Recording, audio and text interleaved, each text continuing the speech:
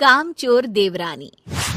एक बार की बात है, सुषमा अपने पूरे परिवार के साथ खुशी खुशी मोहन नगर में रहती थी। उसकी 2 बहुएं थी, पल्लवी और शिवानी। एक दिन दोनों बहुएं रसोई में काम कर रही होती है कि तभी उनकी सास सुषमा उन्हें बुलाती है। अरे बहू, जरा इधर तो आना। शिवानी, जरा जाकर देखना सासू माँ क्या कह रही हैं।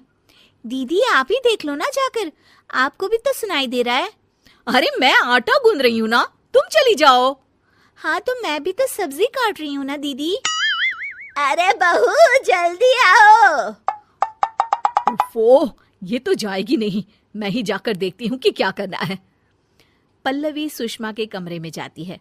जी मम्मी जी, क्या हुआ?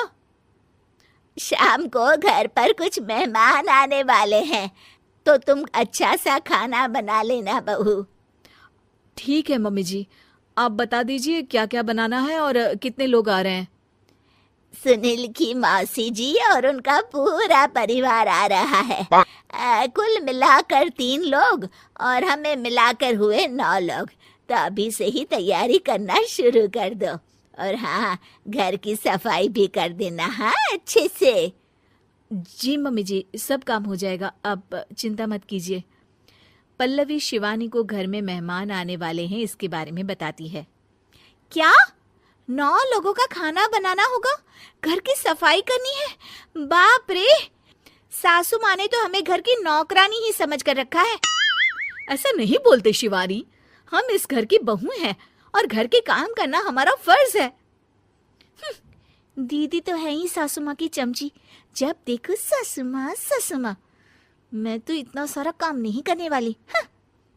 शिवानी कपड़े लेकर गमला साफ कर रही होती है और चक्कर आने का नाटक करने लगती है।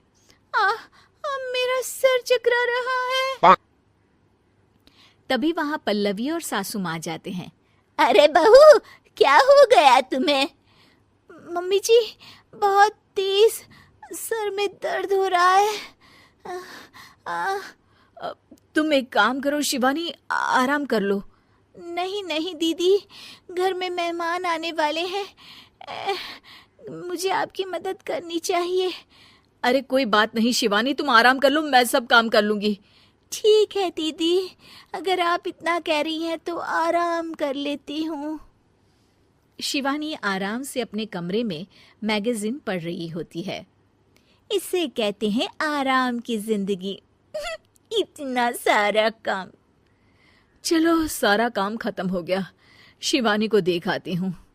शिवानी अपने कमरे में ईयरफोन में गाने सुनते सुनते सो जाती है और उसके साइड में मैगजीन भी रखी होती है। पल्लवी वहां आ जाती है और वो सब देखती है। ओहो, तो मतलब सब काम चोरी का बहाना था। अभी बताती हूँ इसको।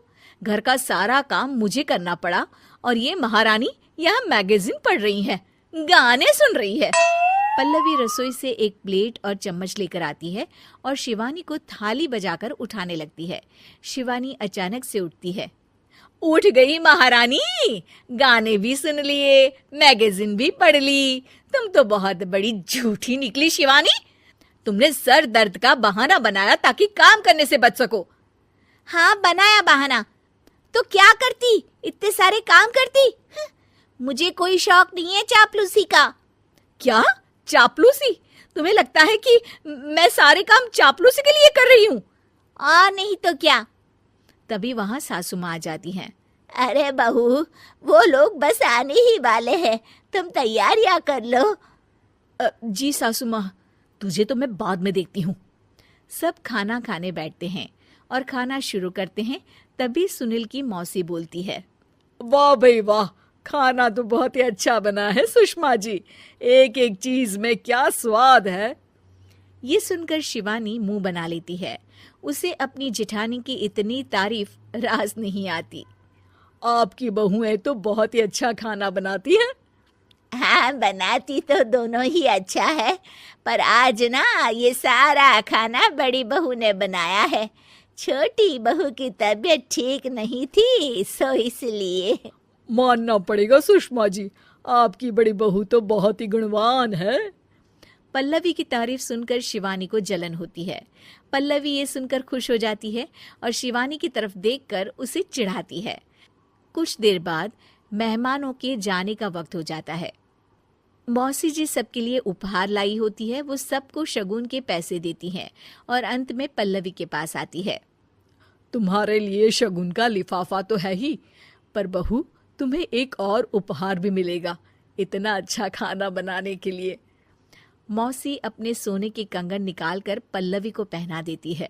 ये लो, ये मेरे मनपसंद कंगन है, अब से ये तुम्हारे हुए। धन्यवाद मौसी जी। ये देखकर शिवानी तो पूरी तरह से जल जाती है और गुस्से से रसोई में चली जाती है। तभी वहां पल्लवी आ जाती है और उसे अपने कंगन दिखाने लगती है। देवरानी जी, अब आपका सर दर्द ठीक तो है ना? मुझे लगता है कि अब सर दर्द शुरू हो गया होगा आपका।